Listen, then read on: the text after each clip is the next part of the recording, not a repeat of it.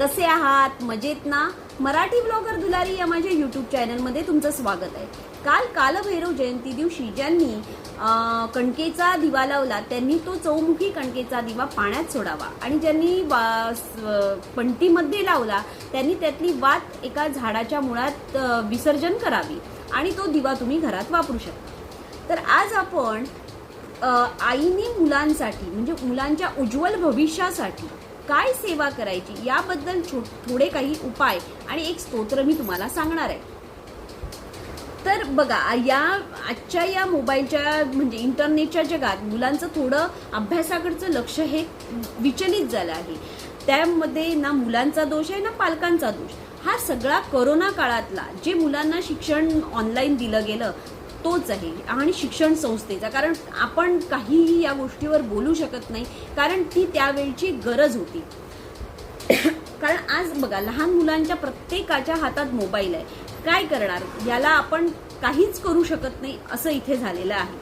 आता इथे हा व्हिडिओ आपण त्याच्यावर बोलत गेलो तर तो खूप मोठा होईल, पण आपण इथेच थांबूया आणि पुढे आपल्याला जो व्हिडिओ म्हणजे ज्या बाबत आपल्याला बोलायचं आहे ते आपण बोलू. तर आईने मुलांच्या उज्ज्वल भविष्यासाठी काही छोटे उपाय करायचे आहे. एक स्तोत्र जे मी सांगणार आहे ते तुम्हाला म्हणायचं आहे. मुलं आईसाठी कितीही लहान असू दे किंवा कितीही मोठी असू दे, ती आईसाठी मुलं ही लहानच असतात कायम.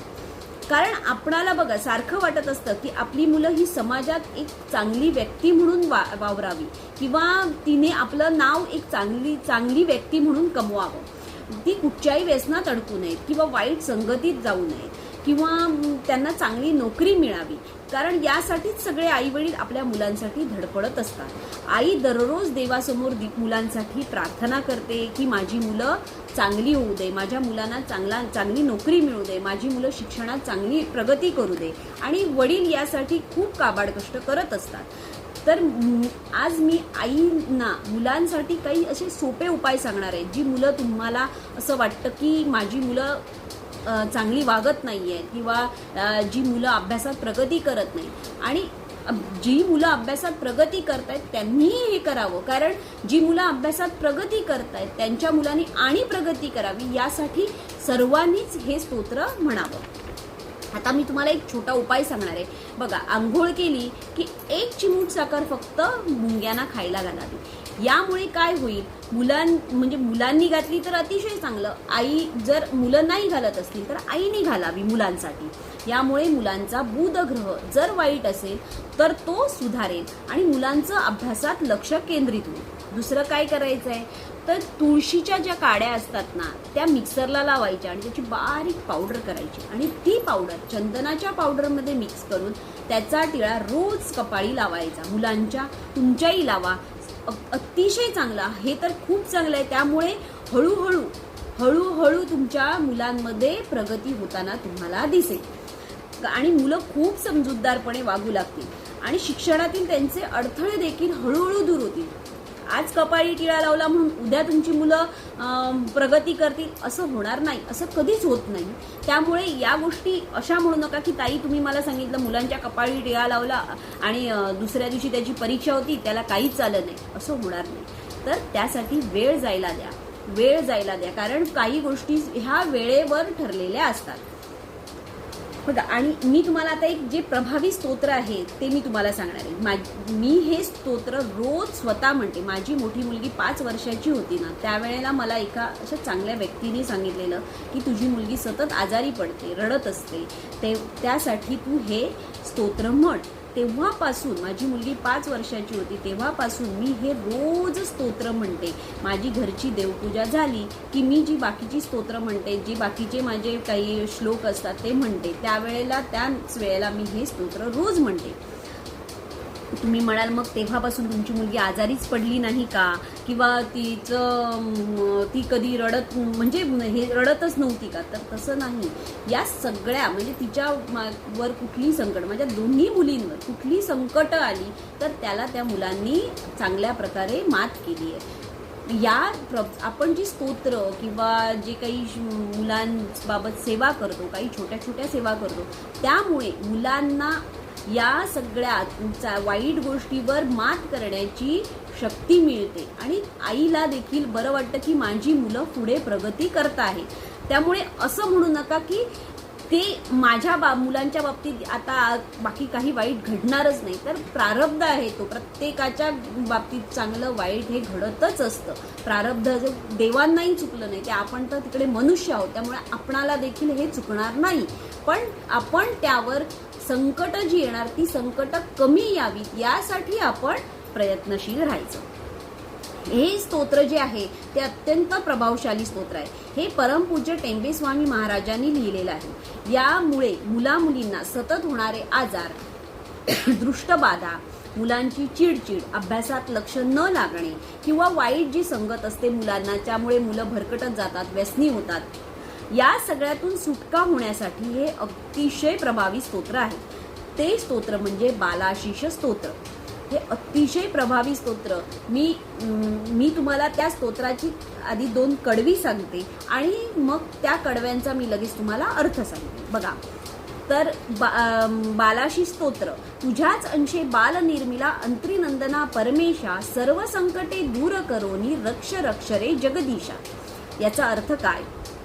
ज्याने स्वतःच्या अंशाने बाल निर्मिला अशा हे परमेश्वरा अंत्रिनंदना जगदीशा, या शिशूला दुःखापासून मुक्त कर आणि याचे रक्षण कर. दुसरं कडवं काय आहे? तर प्रातःकाली, सायंकाली, दिवसा रात्री केव्हाही शिशूवरी तव कृपा असू दे, चिंता त्याची तू वाही.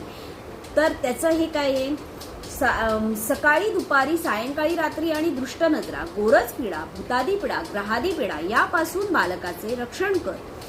आता हे मी तुम्हाला जे अर्थ सांगितले त्यावरून तुम्हाला लक्षात आलं असेल की हे जे स्तोत्र आहे ते किती प्रभावशाली आहे. कारण मुलांचं यातच रक्षण आलं. गोरज पीडा, दृष्ट नजरा यापासून बालकाचं रक्षण कर असं आपण देवाला विनंती करतो. त्यामुळे हे खूप प्रभावशाली आहे आणि त्यामुळे तुम्ही म्हणजे प्रत्येकाने म्हणावं, ज्यांची मुलं अभ्यासात हुशार आहेत त्यांनीही म्हणावं, ज्यांची मुलं अभ्यासात हुशार नाहीत त्यांनीही म्हणावं, सगळ्यांनी म्हणा. कारण याचा परिणाम तुम्हाला चांगलाच होईल. कारण मी हे रोज 22 वर्ष झाली, 21-22 वर्ष झाली हे रोज म्हणते मी स्तोत्र. त्यामुळे तुम्ही हे म्हणा. कारण तुमची 2 मुलं असू दे, 3 मुलं असू दे, सगळ्यांसाठी एकदाच सकाळी उठल्यावर हे स्तोत्र म्हणा. त्यामुळे त्याचा तुम्हाला चांगला अनुभव येईल. दुसरं काय करायचं आहे तर दर गुरुवारी मुलांना घेऊन तुम्हाला दत्तगुरूंचं दर्शन घ्यायचं आहे आणि दत्तगुरू म्हणजे त्याच दिवशीपासून तुम्ही श्री स्वामी समर्थांचा जप देखील म्हणा. रोज जप म्हणा स्वामी समर्थांचा, त्याने देखील तुम्हाला अतिशय चांगला फरक पडेल. तसंच तुम्हाला आणि काय उपाय करायचे? शंकराच्या देवळात जाऊन दर सोमवारी सूर्योदयापूर्वी किंवा सूर्यास्तानंतर शुचिर्भूत होऊन शिवलिंगावर दूध, पाणी आणि तांदूळ मिक्स करून ती शिवलिंगावर घालायचे. दूध गाईचं आणि कच्चं असावं आणि अभिषेक करताना ओम नमः शिवायचा जप करायचा. जप अगदी जपमाळ घेऊन नाही, पण 108 व्हावा अशी अपेक्षा. आणि इथे काय करायचं, तुम्ही त्यावेळेला तुम्ही सांगायचं की शंकराला की माझ्या मुलांच्या मागे जे काही पीडा आहेत त्या सगळ्या दूर होतील. आणि असं तुम्हाला 11 सोमवार हे करायचं आहे. तर तुमच्या जीवनात म्हणजे तुमच्या मुलांच्या जीवनात देखील याचा खूप चांगला फरक पडेल. आणि ही सेवा करताना देवासमोर संकल्प करायचा. म्हणजे आधी तुम्ही 11 सोमवारचा संकल्प करायचा की मी ही सेवा माझ्या मुलांसाठी करत आहे, मुलांसाठी मुलींसाठी करत आहे. जर तुमच्या घरात शिवलिंग असेल ना तर ही सेवा तुम्ही घरात देखील करू शकता. त्यामुळे काय होईल, मुलांबाबतच्या सगळ्या समस्या दूर होतील, मुलांचा चंद्र बळकट होईल, त्यामुळे मुलांचं अभ्यासात नीट लक्ष लागेल. यापैकी तुम्हाला जे जमेल ती सेवा करा. म्हणजे मी आता तुम्हाला 2-4 सेवा ज्या सांगितल्या त्यापैकी कुठली तुम्हाला जमेल ती सेवा तुम्ही करा. पण मी तुम्हाला असं सांगते की बालाशीष स्तोत्र हे टेंबे स्वामी महाराजांचं जे स्तोत्र आहे ते तुम्ही जरूर म्हणा. अतिशय सोपं आहे. जर तुम्हाला कुठे मिळालं नाही तर मला कमेंटमध्ये सांगा, मी तुम्हाला ते नक्की डिस्क्रिप्शनमध्ये पुढच्या व्हिडिओमध्ये देईन. आणि तुम्ही हे स्तोत्र अगदी म्हणण्याचा प्रयत्न करा. त्याला अगदी काही चाल आहे काय असं काही नाही. मी तुम्हाला 2 कडवी म्हणून दाखवली, त्यावरून तुमच्या लक्षात नक्कीच आलं असेल. पण मी तुम्हाला सांगते की हे स्तोत्र म्हटल्यानंतर जर तुमच्या मुलांमध्ये काही फरक पडला नाही तर नक्की मला सांगा. पण असं म्हणू नका की ताई काल आम्ही स्तोत्र म्हणायला घेतलं आणि आज फरक नाही पडणार. मी आज याला 20 वर्ष घालवली, त्यामुळे तुम्ही देखील त्याचा वेट करा की आज नाही उद्या मला याचा फरक पडेल. तेव्हा तुम्ही हे वाचा, म्हणा आणि मला नक्की तुमचा अनुभव सांगा. तुम्हाला काय अनुभव येतो ते मला कमेंटमध्ये सांगा आणि तुमच्या इतर मैत्रिणींना याबद्दलची माहिती जरूर द्या. श्री स्वामी समर्थ आणि कमेंटमध्ये स्वामी समर्थ लिहायला विसरू नका.